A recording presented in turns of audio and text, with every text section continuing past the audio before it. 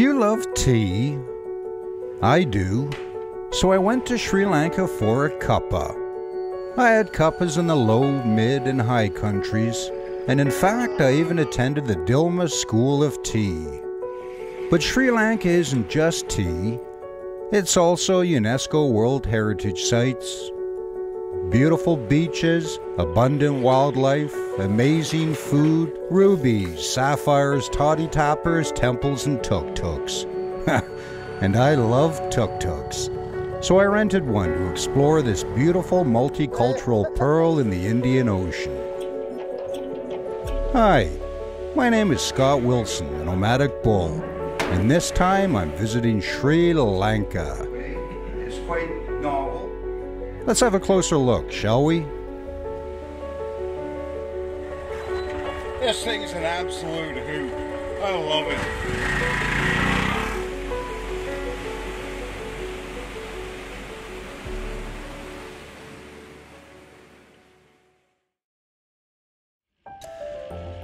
Have you ever had a country that refuses to go away?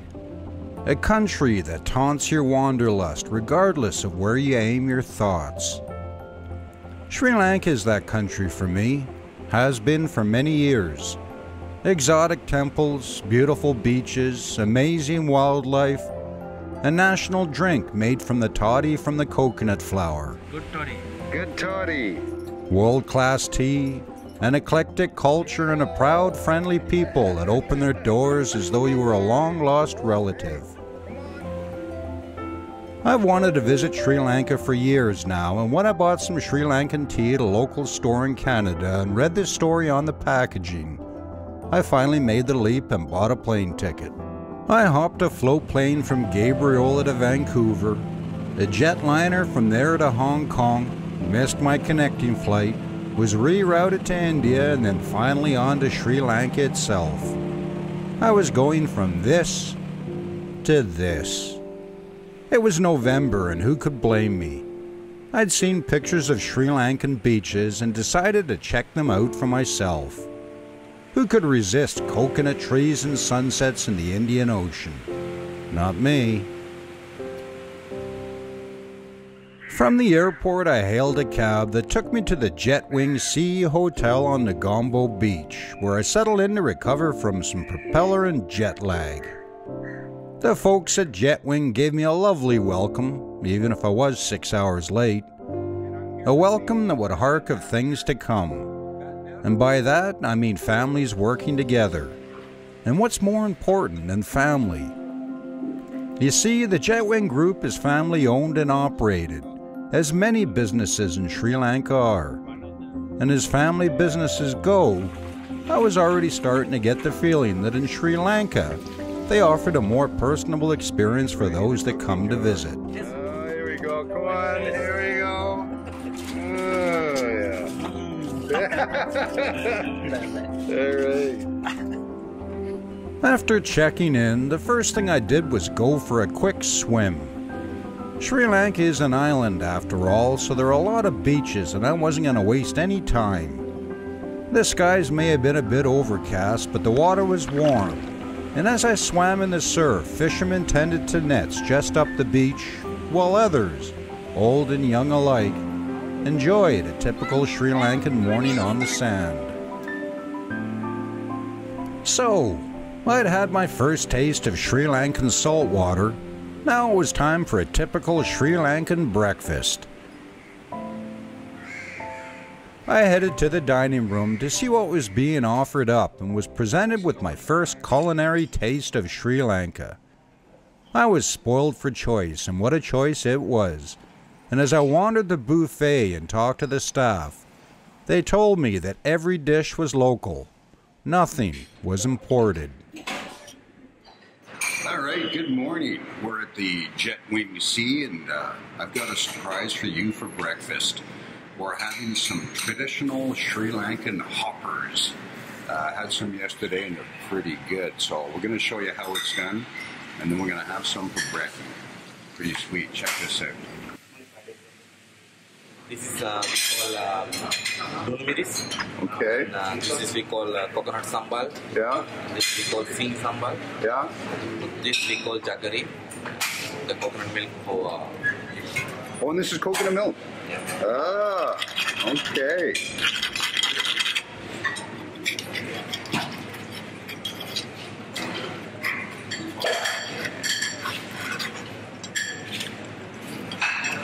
Oh, and so when you serve that on that's coconut leaf? This is coconut leaf? Yeah? All right. Oh, yeah. Okay. And this is the spicy one? Yes. Oh, okay. All right, now it's my hopper. Thank you very much. What a magnificent way to start a day. Egg hoppers at a table overlooking this. Welcome to Sri Lanka. Before we go any further, however, I guess we should talk a bit about Sri Lanka's past. Located in the Indian Ocean off the southeast coast of India, Sri Lanka has an eclectic history. During its time, it has been visited by Arab and Chinese traders, was occupied for a while by the Portuguese, then the Dutch, before the British finally moved in at the end of the 18th century.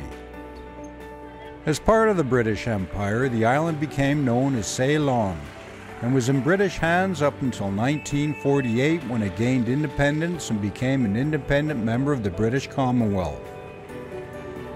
Then, with the introduction of a new constitution in 1972, Ceylon became a republic with a new official name, Sri Lanka.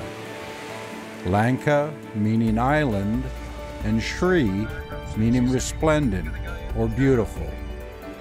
Sri Lanka, beautiful island. How fitting. The next day, we said our goodbyes to the folks at the Jetwing Sea and made our way into Sri Lanka's capital, Colombo. We took the new highway before entering the city itself. It was a bustle with busy traffic and architecture that reflected those that had come before us. We were heading to Colombo as we had a date with Dilmah Tea. They had very graciously enrolled us in their week-long School of Tea, a tea training course held each year for those in the hospitality industry from around the world. Our cab dropped us off at the Colombo Hilton, and when we checked into the hotel, I was shown to my room. It overlooked Barra Lake and the construction of new hotels that signaled Sri Lanka's re-emergence as a tourist destination. And on my bed, I found a welcome bag which signaled things were about to get interesting.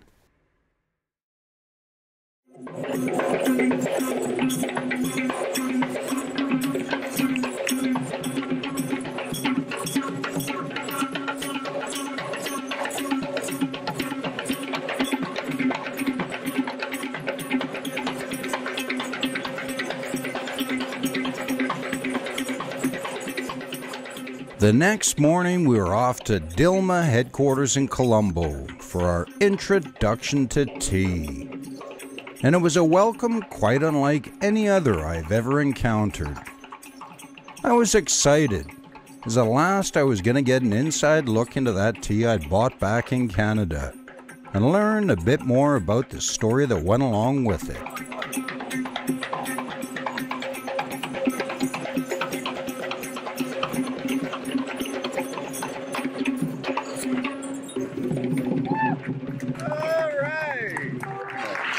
Ladies and gentlemen, welcome to the home of Dilmah.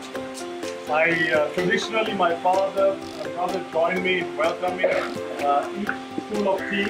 But I'm sorry, my father is a little unwell today, so please excuse him. He will join us tomorrow.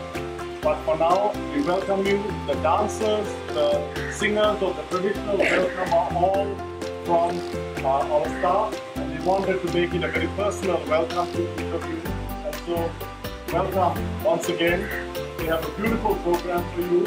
You are the 36th session of the Dilmah School of Tea since 2009, joining alumni of nearly 3,000, now just over 3,000. So welcome our colleagues with Ladies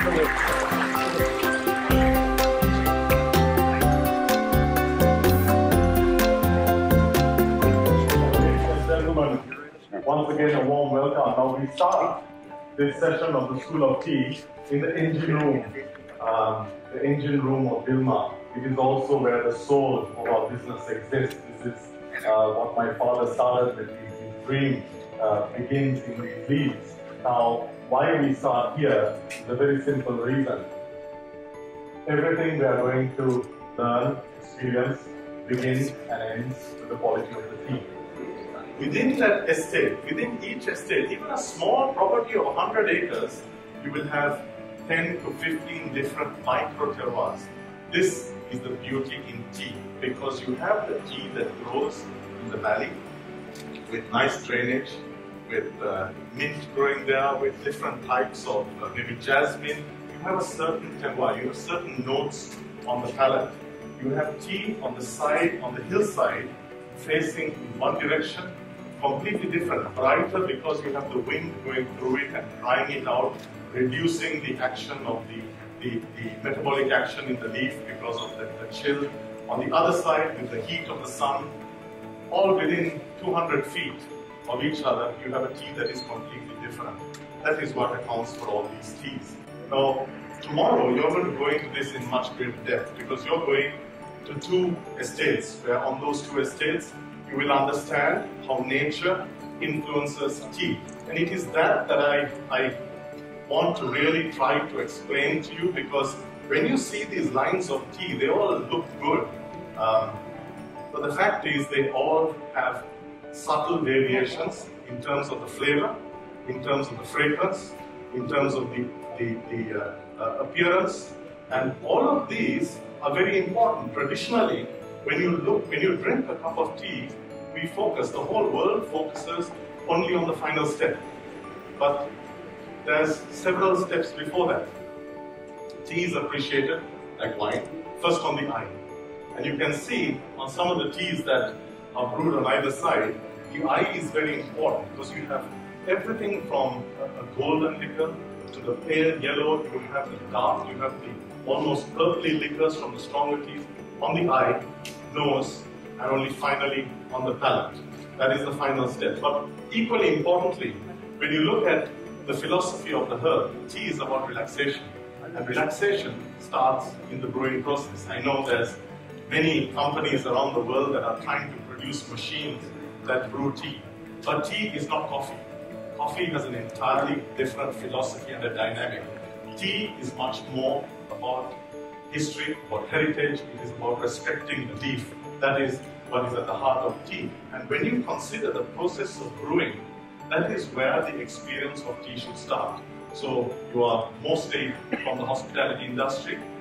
How you can engage a guest is by presenting to them that story, and you engage them by showing them the art of preparation. So the art involves good water, involves the brewing, where you see that magic of the extraction of flavor, fragrance, and so on from the leaf. It then goes through the influence of tea on the eye, on the nose, and finally the palate. So what we hope to share with you in the coming days is an explanation of all that, to decipher tea, to be able to unlock the potential that tea offers you. But remember, this variety comes from one plant. It comes from Camellia sinensis. And the crafts person, it's not us, it's not the tea makers, it's nature. That's the beauty in tea. All this variety is crafted by nature. And knowing that, I think, gives this entire exercise a completely different dimension. And it may account for why we believe that you need to respect quality, brewing, and all these things so much, because what nature has done in the leaf, we should not change. We should respect, bring it out, and that is presented for the enjoyment of your guests. So ladies and gentlemen, please enjoy. We're going to take you around. Team leaders will come, but we have a few minutes just to taste, to look around with the teas and learn a little bit from our colleagues. Thank you very much. After Mr. Fernando had given us our introduction, we spent some time in the classroom. When we buy things off the shelf in our local stores, one rarely thinks of all the processes that product had to go through to get to that shelf. Our stint in the classroom drove that point home. We talked about certifications for raw materials, kosher, genetically modified organisms, allergens. We talked about flavor, natural versus artificial, and we talked about research and development and more certifications and standards than I could handle. And of course, there was quality control as well. If you want to maintain a high-level product, you have to make sure what's going out the door is indeed a high-level product. Then we made our way to the storage area where tea bought at auction was stored and then sorted again before heading to the packaging floor. It's an incoming tea bag. This is what? Yeah. It's a tea sack. These are, okay, this is raw tea. That's the estate it came from? Yeah. Yeah, clean it 3 days. That is the chipset, to the chipset. Bubbles and large impurity can be taken down. Okay, shaken down. Yeah. All right. Then we come to the air lifter. You can see air lifter is a stone and heavy particle goes down and then correct weight is up. What goes up? Correct weight is the correct weight. Heavy, you can see air lifter, air lifter.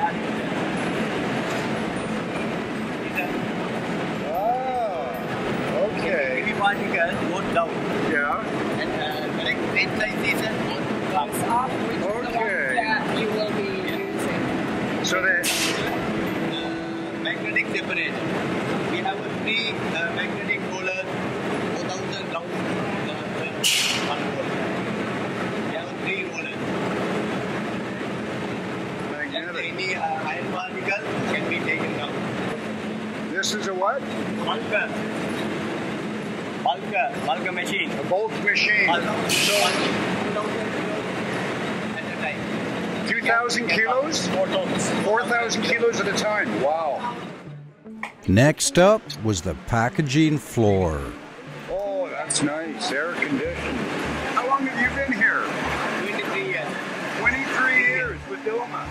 Okay, and you're in charge of the production floor? Machines were in full motion as workers attended to the different stages of the packaging. It was a busy, modern air-conditioned floor with different lines of tea being packaged simultaneously. It was nice to see the number of workers on the floor as well. Obviously, machines had taken on large roles. Efficiency makes them necessary, but there seemed to be a nice balance between the number of machines and the workers that provided the invaluable links between them. Malith gave us a close-up of a couple of them. Oh, look at that. So this is the big one.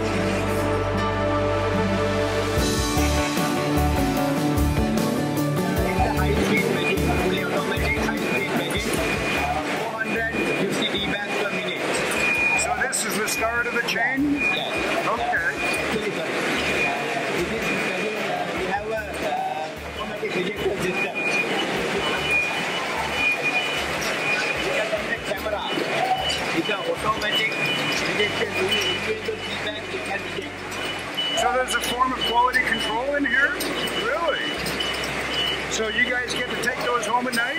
Yeah. The packaging floor. This is where that very box of tea I'd bought back home in Canada had come from.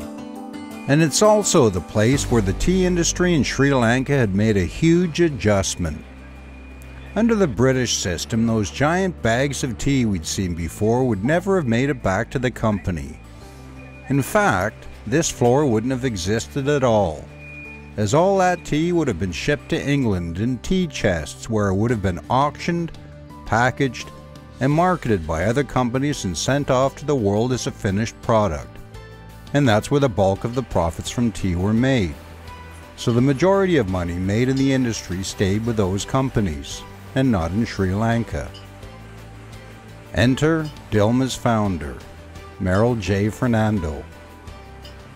Born in Sri Lanka in 1930, he was one of the first Ceylonese to be sent to England to be trained in tea tasting. By going to London, Mr. Fernando, who was in his 20s at the time, was able to see firsthand how the industry profited foreign companies and not Sri Lankans. It was that revelation that planted a seed that would take more than 30 years to come to fruition. Why not a tea brand owned by a local producer? A producer that planted, grew, and packaged tea at the source to supply customers directly. By doing that, customers would receive a better quality of tea as it would be fresher if packed at source. And the producer? Well, the producer would receive a fair share of the revenue. To Mr. Fernando, this was an ethical tea, where those that should benefit directly from the product do. And so, in 1988, Dilmah Tea was born. Today, along with his two sons, Dilhan and Malik, Mr. Fernando carries on Dilmah Tea. But as I'd learned in the days to come, Dilmah has grown into so much more than just a tea company. By cutting out the middleman, Dilmah was able to put the money where it should have gone in the first place, at home in Sri Lanka for Sri Lankans. As I looked around the packaging floor and saw the modern machines whirring away and the green-clad workers packaging tea, I wondered how many of these boxes were on their way to Canada. This floor was tangible proof of a dream realized. From those giant bags of tea upstairs to these tea bags and boxes right here, this indeed was a fresher product, and the money was staying put in Sri Lanka. That's a pretty strong argument for ethical tea. So, Mali, can you tell me which box is going to Canada? I can take it with me? No? Okay.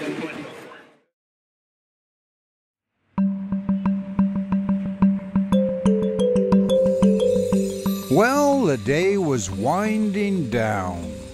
So what better way to finish it off than in a tea lounge? Coffee may be big back in Canada, but in Sri Lanka, tea time rocks. This particular lounge was in an old colonial building on Chatham Street. This is boiling hot water? Okay. Strainer. The strainer. Our education of tea was taking on a decidedly refined taste, and who was I to complain?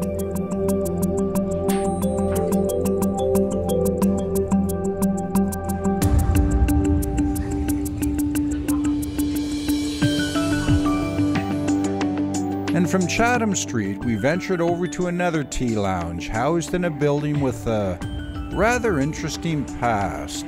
Hey, Jeremy, is this an old historical building of some sort? This is actually, to be very honest with you, the old Dutch asylum of the going back to the 16th century. Oh, for God's sake.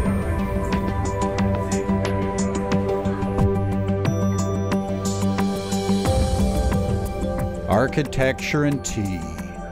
I was in heaven. It had been an outstanding day, and what I loved even more than that was that it was only day one, and tomorrow we were leaving the city and heading to the source, heading up into the hill country to visit a working tea estate. I'll drink to that.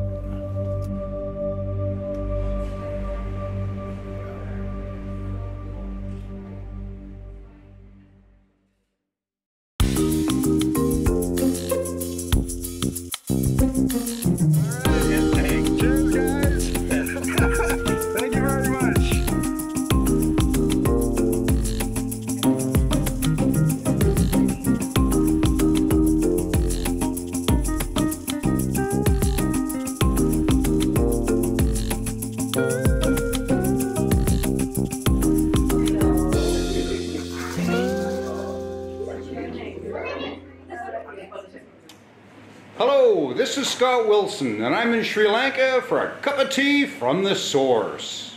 Welcome to Sri Lanka. Oh, very good. Oh, all right, we'll do one more and then that's it, okay? Yeah, thank you.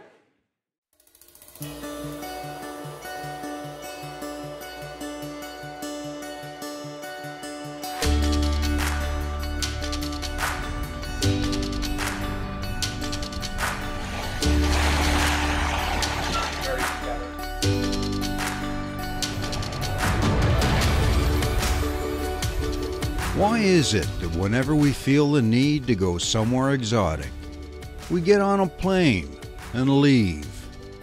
What's wrong with our own backyard? What's wrong with Vancouver Island? Well, as it turns out, nothing at all. He wasn't sure for sure that it was in fact an island. Vancouver Island is as exotic as it gets, but it's a different kind of exotic. It's not palm trees and margaritas. It's giant cedars and single malt. It's a pristine and wild exotic. Fish whisper and sardines, they're on camera. Hi, my name is Scott Wilson, aka the Nomadic Bull. Join me and my good buddy, Dominic Medlinski, the Zen guy, as we explore our island. 54 and 50. We'll head up north and meet Joey and learn about Cole Harbor. We'll take in a potlatch in Alert Bay and we'll ride the rails in Port Alberni. And maybe we'll just have a tipple or two. We'll meet great locals, hear fascinating stories, ride through stunning scenery, and wallow in a beautiful wilderness setting. Vancouver Island is a gem, our gem, and it's time to share it. This is Changing Landscapes Vancouver Island. So here's the Nomadic Bull and the Zen guy. And the acting base commander for CFB Esquimalt today. The museum is open to the public Monday through Friday, 10 till 3:30. And admission is by donation. Well worth it. Go and check it out.